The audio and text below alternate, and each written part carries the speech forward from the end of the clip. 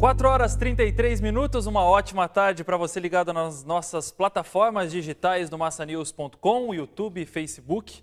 Hoje, nosso Massa News Live On vai falar do seu direito, um tema muito discutido nos últimos meses e que foi sugerido por você aí do outro lado também, a reforma trabalhista que entrou em vigor em julho, 4 meses após ser sancionada pelo presidente Michel Temer. Para ajudar a gente nesse bate-papo, claro, tem você aí do outro lado compartilhando a nossa live e também mandando perguntas sobre o tema. Ficou com alguma dúvida? Não está sabendo como essa nova lei, essa reforma trabalhista vai funcionar?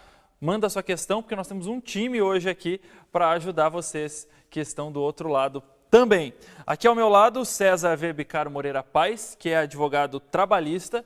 Ele nos ajuda nesse bate-papo hoje. Boa tarde, seja bem-vindo. Obrigado. Ao lado dele também recebemos a advogada trabalhista e também previdenciária Cláudia Cimbalista Gonçalves. Boa tarde. Boa tarde.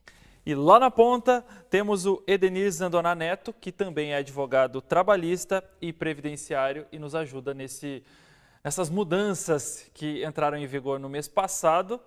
E, de certo modo, todo mundo que fala reforma trabalhista, acho que vocês já estão cansados, como a gente estava falando há pouco, de responder sobre o tema, até porque todo mundo ficou com dúvida, né? Por que vocês acham que deu tanto nó na cabeça das pessoas essa reforma? Foi uma mudança muito grande. A reforma, inicialmente, ela começou com umas poucas dezenas de pontos a serem alterados e, quando foi evoluindo o projeto de lei, passou de 2 centenas de pontos em que foram alterados, que é o que entrou em vigor. A reforma hoje, se vocês fossem para dar, sei lá, uma nota ou avaliar, ela foi positiva até mesmo para o trabalho de vocês?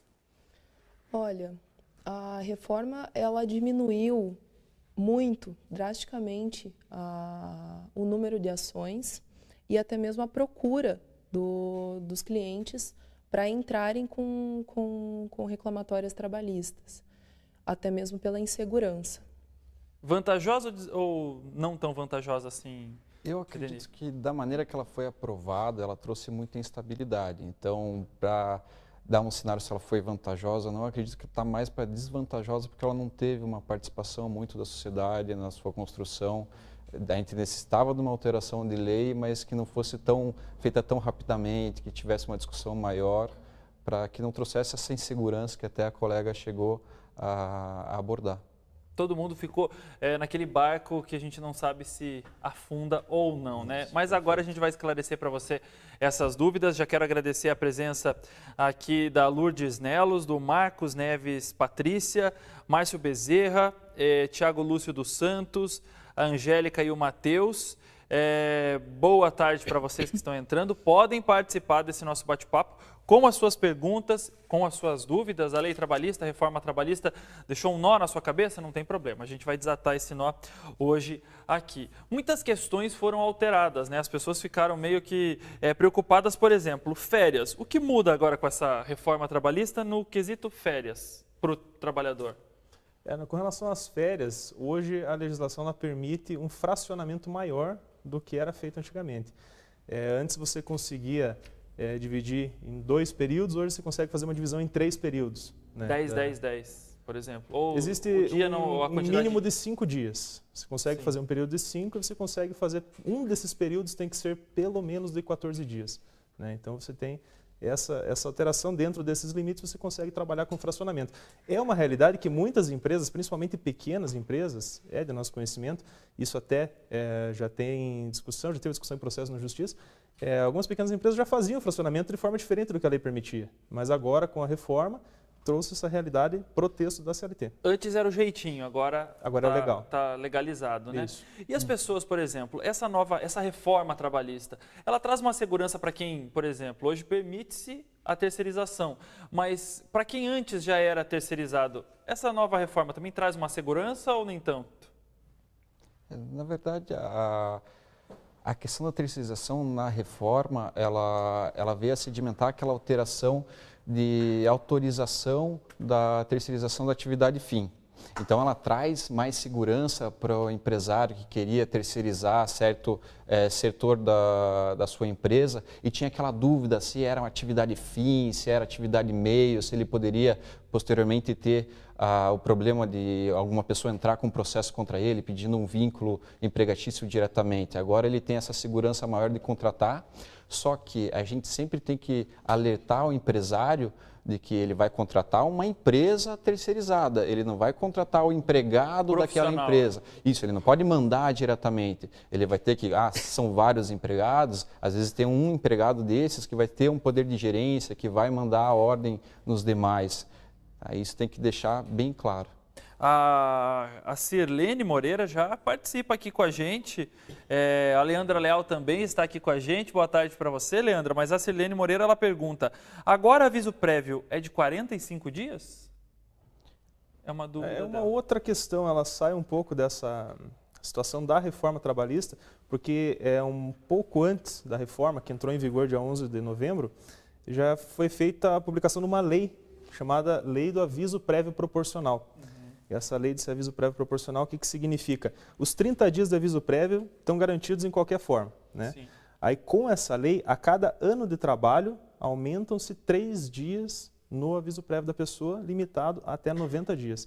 Então, por exemplo, a pessoa trabalhou lá seus 3 anos, ela vai ter 3 dias por ano, são 9 dias a mais. Então, aviso prévio de 39 dias. Então, acho que está garantido, está explicado para você aí. Sirlene Moreira, se tiver mais alguma dúvida, manda para a gente que a gente vai responder para você. Se a gente fosse destacar aqui as principais mudanças, as mais perceptíveis para o trabalhador dessa reforma trabalhista, quais seriam? Ou são muitas? Eu acredito que os honorários de sucumbência é uma mudança bem significativa. Ele já existe em outros ramos do direito, agora está presente no trabalhista também. Anterior à reforma, o trabalhador ele poderia entrar com uma ação e o máximo que acontecia é ele não ganhar, mas ele não saía com uma dívida. Hoje em dia, existe a possibilidade de ele sair com uma dívida. O reclamante ter que pagar. Exatamente, honorários para o advogado da empresa. Então, isso exige que o advogado tenha mais cautela na hora de avaliar os pedidos, né, que irão constar na reclamatória trabalhista. A pessoa agora pensa 2 vezes Sim, antes de mas prosseguir com o processo. Isso, mas é importante frisar que os trabalhadores não fiquem tão receosos, que eles continuem indo atrás do seu direito, e que confiem nos advogados que estão estudando e se preparando para fazer a reclamatória conforme deve ser feito, não pedir a mais. Daqui a pouquinho a gente esclarece um pouquinho mais sobre esses honorários de sucumbência e as custas também. A gente detalha um pouquinho mais. Edenir, se você fosse destacar algum ponto que chama atenção nessa reforma, qual você escolheria, por exemplo? Eu acredito que a questão da contribuição sindical é algo que também está trazendo um debate muito forte na sociedade, principalmente porque os sindicatos perderam aquela fonte garantida de renda, que era o chamado imposto sindical, e agora eles estão tendo que ou convencer o trabalhador a fazer esse pagamento ou buscar outras fontes de renda para a manutenção do sindicato. Reforma trabalhista não, contribuição sindical, a gente já vai detalhar também para você. Só está começando esse bate-papo aqui para você entender o que já mudou, o que os nossos especialistas hoje destacam dessa reforma. E César, você, se fosse destacar algo? Eu acho que é importante a gente, além de destacar o que mudou, que está se falando muito, também falar sobre o que não mudou, né? Porque tem muita essa insegurança, né? Que parece que veio a reforma trabalhista e acabou com todos os direitos trabalhistas. Uma nova vida. Todo mundo, isso. Acabou com a consolidação das leis do trabalho. Não acabou. Antes da Constituição, antes da consolidação das leis do trabalho, a CLT, a gente tem a Constituição. Ali na Constituição a gente tem uma série de garantias. A gente tem o direito do fundo de garantia, a gente tem as férias, tem o 13º. Tudo isso continua ainda sendo o direito do trabalhador. Então isso está na Constituição e é considerado imutável, vamos colocar assim. Nós podemos considerar essa reforma trabalhista também uma atualização desse segmento de leis aí? Porque muita coisa mudou de quando as leis do trabalho foram criadas para hoje em dia. A maneira de trabalhar mudou, daqui a pouquinho a gente vai falar do home office também, que hoje é legalizado. Posso falar legalizado, tá correto? Regulamentado, regulamentado, acho que seria um pouco melhor. Né? Então, as coisas mudaram. É uma atualização, dá para considerar assim? Sem dúvida. Com certeza. Hoje a gente não está mais na época que a CLT foi criada, então eu acredito que a reforma trabalhista ela veio abranger essas mudanças que o tempo, né, trouxe, porém ainda é uma situação nova, né, que a gente está se adaptando. Tateando ainda, todo mundo está tateando o terreno, né? É uma atualização, mas é uma atualização polêmica. Vocês estão sentindo. E aqui na nossa live também a polêmica já começou. A gente vai registrando participações do Lucas Sidor Herdit, que está assistindo a gente, o Fábio Stout, a Andressa Betim, Alexandre Xavier. Boa tarde para todos vocês que estão aqui com a gente. O Adriano dos Santos Arruda, ele está perguntando aqui, eu não sei se tem relação com a reforma trabalhista, mas vocês nos ajudam nessa.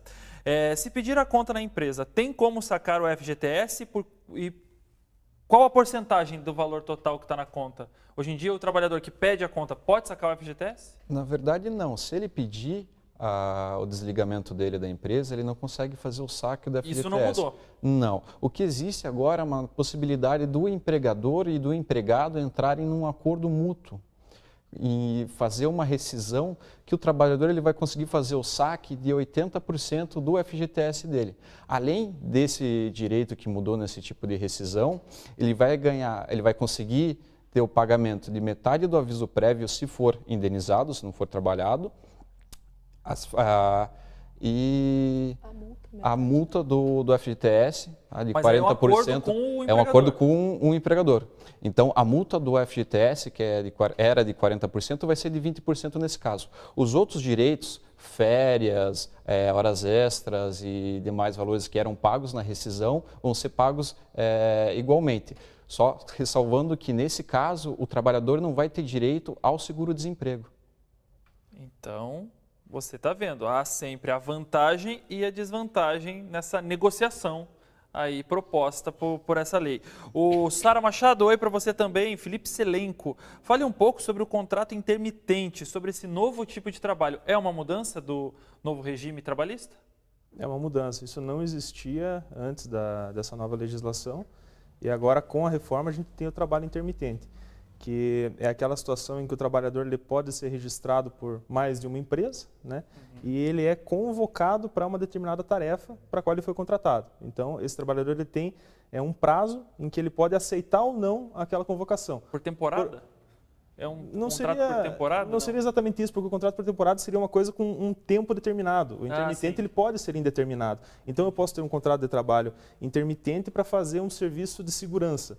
Quando for necessário aquele serviço de segurança, vou ser convocado. Aí eu tenho um prazo ali para eu comunicar se eu aceito, se eu tenho condições naquele dia, naquele horário, assumir aquele trabalho. Mas a pessoa só recebe quando trabalhar ou não? Ela é uma pessoa contratada e só trabalha quando for requisitada? Proporcionalmente ao horário trabalhado. Proporcional ao pagamento. Aos dias e horário do trabalho. E aí você pode ter uma situação de ter 30 empregadores e você trabalhar no dia 1 para um empregador, no dia 2 para outro empregador, no dia 3. É uma possibilidade, né? Interessante também acrescentar que esse trabalhador ele vai ter direito às verbas rescisórias proporcional aos dias trabalhados.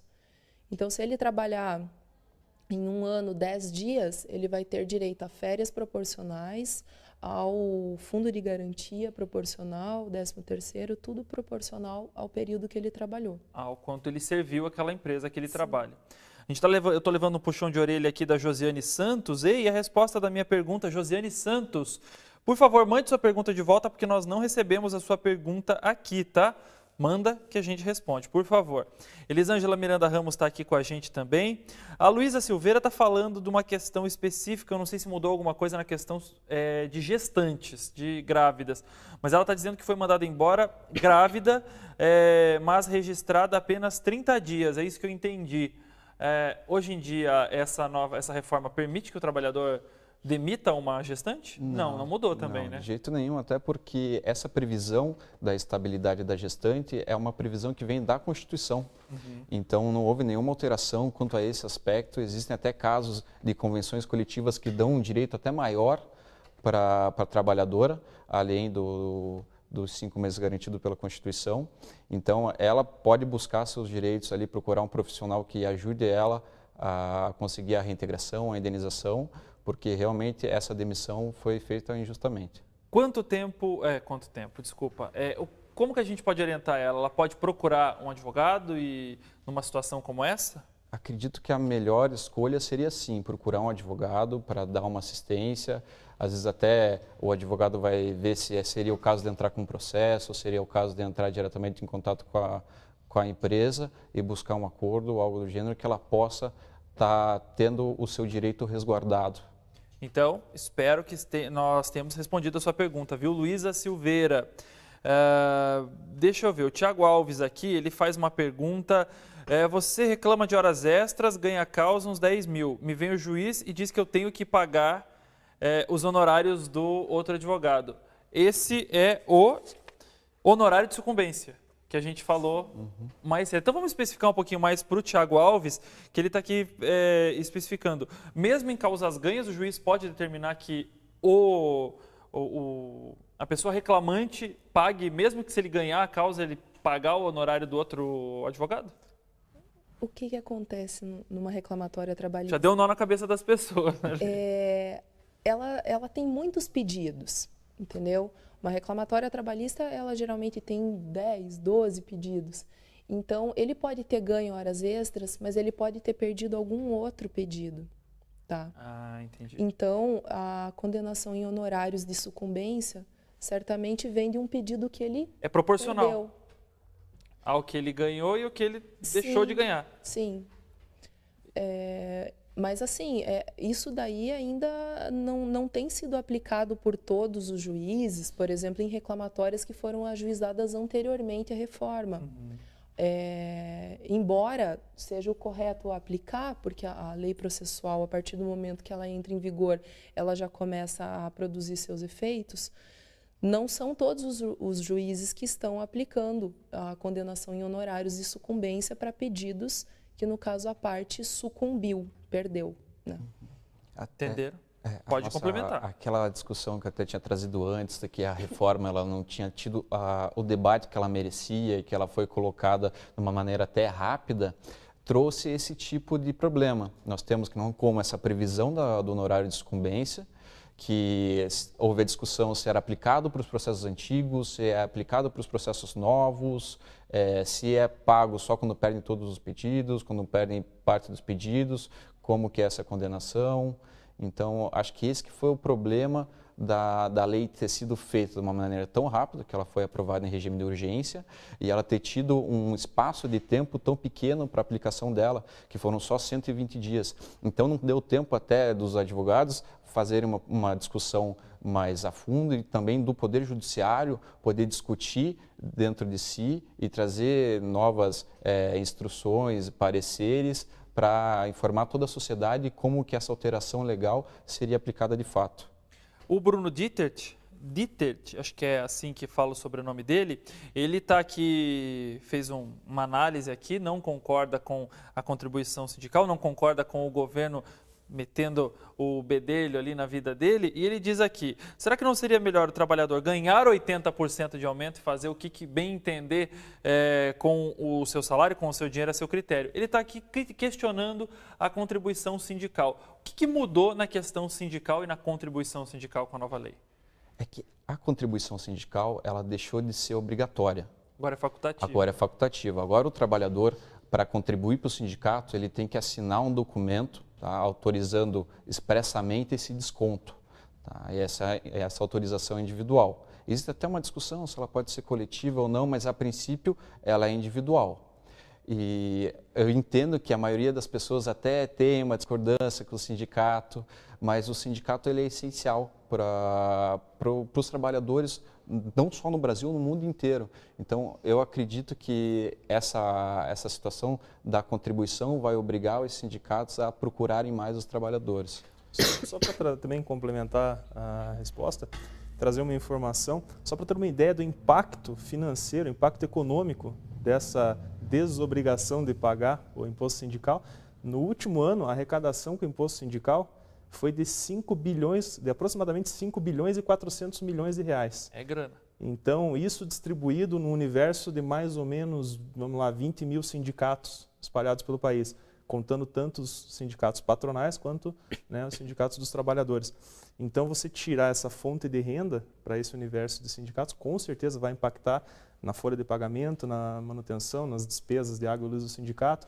Então, hoje você está tendo uma realidade de ver sindicatos vendendo imóveis, tendo que promover alguma ação para trazer o trabalhador para o sindicato para convencê-lo a se para que o trabalhador veja a vantagem, associar para pagar uma mensalidade, porque antes você tinha todo mês de março, um dia do trabalho era descontado para esse fundo. Aí hoje você não tem isso. Então, os sindicatos, é o que várias pessoas, vários juristas, a gente vê falando, vários economistas falando, os sindicatos hoje eles precisam se reinventar. Eles precisam criar novas formas de conseguir esse dinheiro para a sua própria sobrevivência. Nada mais justo, né? Porque se a lei foi atualizada, os sindicatos podem se atualizar também nessa maneira.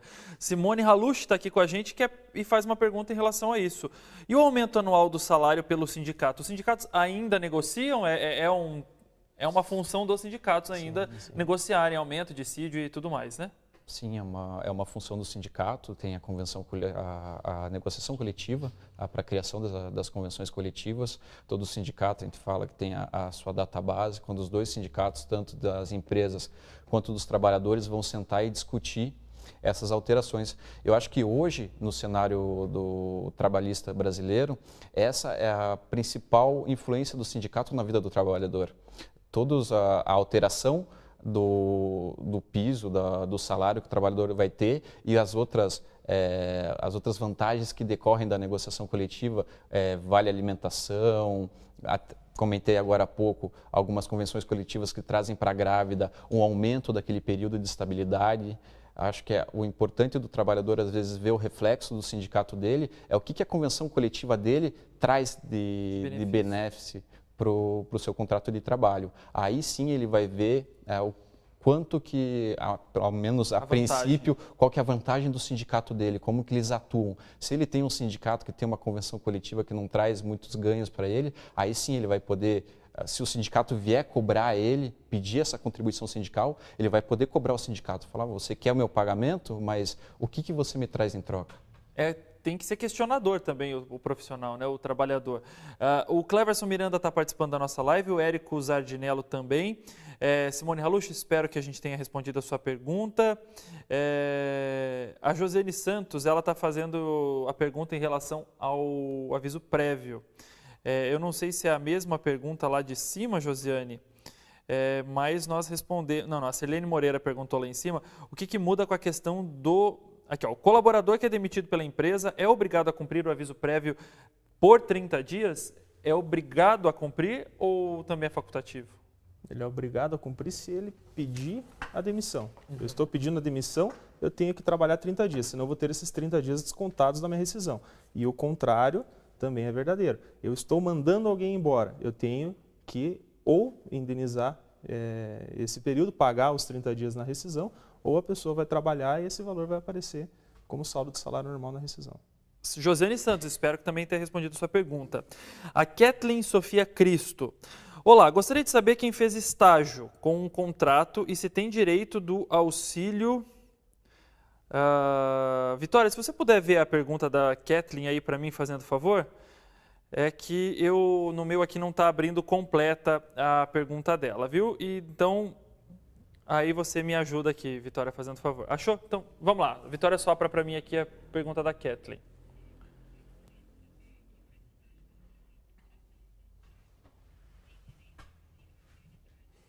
Tá. Quem tem contrato, obrigado, Vitória, obrigado a Kathleen também. Quem fez estágio com um contrato numa prefeitura, por exemplo, tem direito ao auxílio maternidade? Ou estagiário? Não. O estagiário não tem direito ao auxílio maternidade, porque o contrato de estágio é um contrato de trabalho, mas não é um contrato com vínculo empregatício. E o benefício do salário maternidade, ele é conferido aos trabalhadores que recolhem o INSS, o que não acontece no contrato de estágio. Então, tá aí, respondida a sua pergunta, viu, Kathleen Sofia? Vamos lá, tem mais gente, muita gente participando aqui. A Graziele Limeira de Oliveira, Gislaine Paulo Bueno, Joelle Pereira, Lucas Renan, Cleverson Dowey, obrigado para todos vocês. Todo mês vem descontado do meu salário R$20. A empresa fala que é contribuição assistencial. Como que eu posso não contribuir? Como que ele pode proceder em relação a isso? Eu teria que descobrir qual que é a origem desses R$20, se informar junto ao sindicato dele, se informar junto ao RH da empresa, ver exatamente qual que é a finalidade, para onde está indo esse dinheiro. E se ele não está de acordo com isso, e se for possível, fazer uma carta de oposição por escrito e informar isso junto ao RH da empresa para que esse valor não seja mais descontado. Então, vá conversar com a gestão de pessoas, com o RH da sua empresa, viu? O nosso amigo, o Jorge Matheus. Jorge Matheus, não é a dupla, mas está aqui participando com a gente. Deixa eu ver aqui que tem mais uma pergunta muito interessante da Eliana Nascimento Castro. Boa tarde, eu gostaria de saber se a empresa pode descontar das férias quando o funcionário teve 15 dias de atestado. Em regra, se a pessoa se afastou do trabalho por atestado, é uma ausência justificada. Se é uma ausência justificada, então não poderia ter nenhum tipo de desconto. Mas se não foi justificado, se não foi justificado, aí a empresa pode, de alguma existe maneira... um escalonamento ali, dependendo da quantia de faltas que você vai ter, é um período que vai ser descontado das suas férias. Andréia Rodrigues está aqui com a gente também, a Silviana Leal faz a mesma coisa, o Ivo Jockins. Sindicatos nunca serviram para nada, até o pseudo maior sindicalista do Brasil esteve no poder e não fez muita coisa, deixou o trabalhador à míngua. Só vou avisar vocês aí que vocês estão vendo que está indo umas curtidas nos comentários com o meu nome, mas é porque mudou, o Facebook mudou a maneira da gente visualizar os comentários, está curtindo tudo aqui, viu? E o Felipe Selenco, só queria tirar de novo a dúvida, então, ele só quer saber o seguinte. Vitória, me ajuda nessa também, porque não está abrindo completa aqui.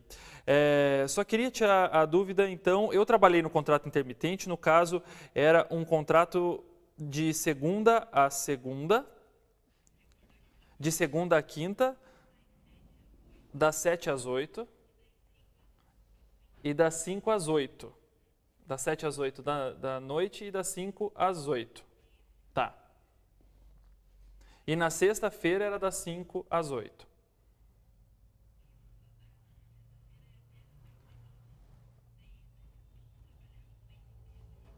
Tá. Todo mundo trabalhava e recebia no quinto dia útil. Com ele, isso era diferente. O contrato que é o intermitente, ele permite isso? A princípio, o contrato intermitente, sim, porque, como até o colega estava explicando no começo, ele é um contrato de chamada.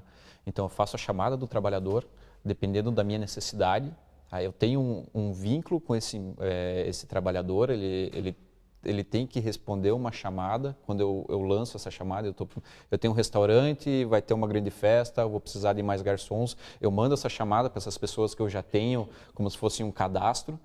Essas pessoas respondem se vão ter disponibilidade ou não e elas recebem por quanto elas ganham. Então, teria essa diferença, às vezes a pessoa estaria ganhando por o quanto ela trabalhou. Então, às vezes pode dar essa diferença de datas ali, porque às vezes a pessoa trabalhou... de acordo com o que você trabalhou, perfeito. Escalonado, né, os pagamentos. No caso do colega, do Felipe, que mandou a pergunta a nós, seria um pouquinho mais difícil de responder ele, porque é um caso concreto. Então, todo caso concreto necessita de um estudo. Então, o ideal seria ele procurar um advogado e perguntar se está corretamente no caso dele. Agora, com relação ao prazo, acho que seria dentro do quinto dia útil, né? Acho que isso é uma regra aí que, né? Depende Mas modalidade. Eu digo só quando às vezes a pessoa trabalhou poucos dias no mês, ele vai receber proporcionalmente. Isso, vai receber proporcionalmente. Deveria receber até o quinto dia útil do mês subsequente, igual todos os demais. Isso, com limite, sim. Deveria, até por organização da empresa, deveria todo mundo receber dentro desse limite. O que eu digo é, às vezes, como ele trabalhou menos, ele não vai esperar até o quinto dia útil. A gente tem esse limite do quinto dia útil, mas às vezes ele pode estar... máximo, desculpe. Ele pode estar recebendo antes. O colega tem razão em fazer essa qualificação. Né? Então, tem duas perguntas aqui que eu não sei se tem a ver com a reforma trabalhista, mas a gente ajuda o pessoal aí da nossa live, porque tem bastante gente perguntando de lei trabalhista, então a gente vai responder essa daqui. Ó. A Cleide Alves de Oliveira Rosa, ela pergunta o seguinte: trabalhei 5 anos registrada, mas gostaria de saber se eu tenho direito ao PIS. ela tem esse direito? Você trabalhou 5 anos registrada? Em regra, sim.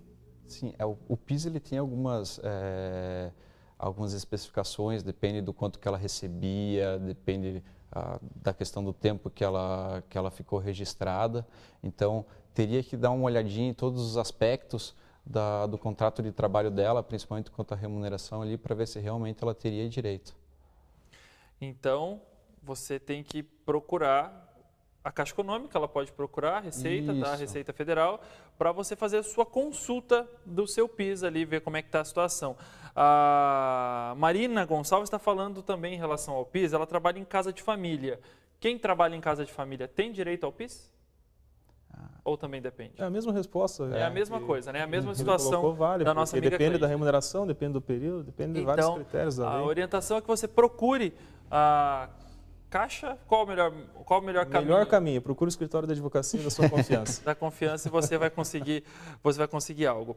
A Daiane Rigoni, calma aí, Daiane, já estamos respondendo a sua pergunta. Em relação ao seguro-desemprego, mudou alguma coisa com a reforma trabalhista? O que teve de alteração foi principalmente esse assunto que a gente já colocou aqui, quando tem o distrato, né? Aquela situação que até foi bem explicado ali por ele, de quando empregado e empregador chegam num consenso, vamos rescindir esse contrato de trabalho. Né? Então, chegou nesse consenso, vai ter toda aquela situação de receber as verbas rescisórias, 80% do fundo de garantia e não vai receber o seguro-desemprego. Né? Então, essa é uma modalidade. No mais, as regras permanecem inalteradas. O seguro-desemprego ele tem uma lei específica também que já sofreu uma alteração há algum tempo atrás, mas especificamente com relação à reforma, não sei se tem alguma coisa aí que esteja me escapando, mas que eu me recorde agora seria com relação ao distrato que não tem o seguro-desemprego. Isso é importante frisar. Então está respondido para você aí. Quem está chegando agora na nossa live, nosso Massa News Live On, seu direito de hoje, estamos falando sobre a reforma trabalhista. Para nos ajudar nesse bate-papo, recebemos aqui o César Verbicaro Moreira Paz, que é advogado trabalhista, também a Cláudia Simbalista Gonçalves, que também é advogada trabalhista e previdenciária, e o Edenir Zandona Neto, também advogado, que os três estão nos ajudando nessas dúvidas, nesse bate-papo com você aí. Muita gente participando hoje, já tenho que agradecer bastante todas as participações, as contribuições e também os compartilhamentos. Mas um assunto que a gente deixou em aberto por enquanto é a questão do home office, né? Que a partir de agora ele passa a ser regulamentado com essa nova lei. O que muda? Que regulamentação é essa? Exatamente. O home office, ele é uma possibilidade, né? Acredito que muito interessante e muito moderna para contratar trabalhadores e não ter aquele custo com a operação, com a estrutura. A pessoa pode trabalhar no conforto do lar,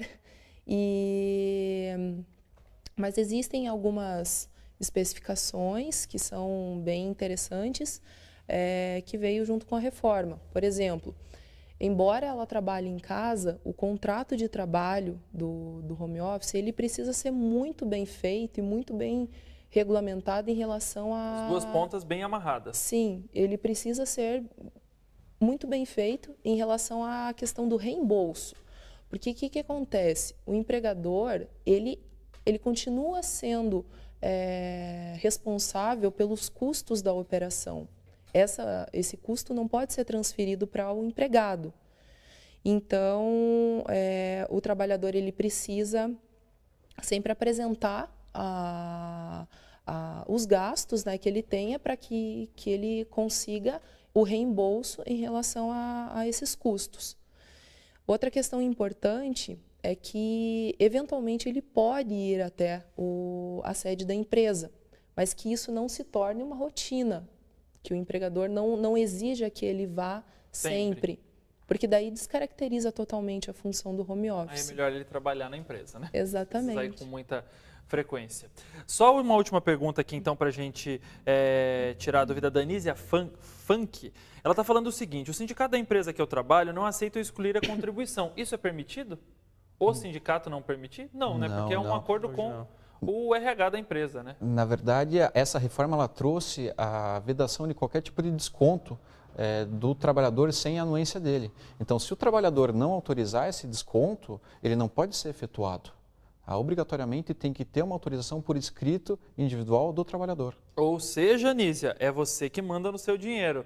Não é ninguém mandando no seu dinheiro, não. Se você não autorizou, você não quer contribuir, você não é obrigada a contribuir. Clotilde Rosa chegando agora, Patrícia Cristiane Souza Antunes, Ricardo Oliveira. Gente, esse é um assunto que dá muito pano para manga. Tem outros assuntos que a gente deixou, outros temas da reforma que a gente deixou, terceirização e tudo mais. Mas eu quero agradecer a presença de todos vocês. Nosso tempo chegou ao fim, mas muito obrigado pela participação de todo mundo e até uma próxima.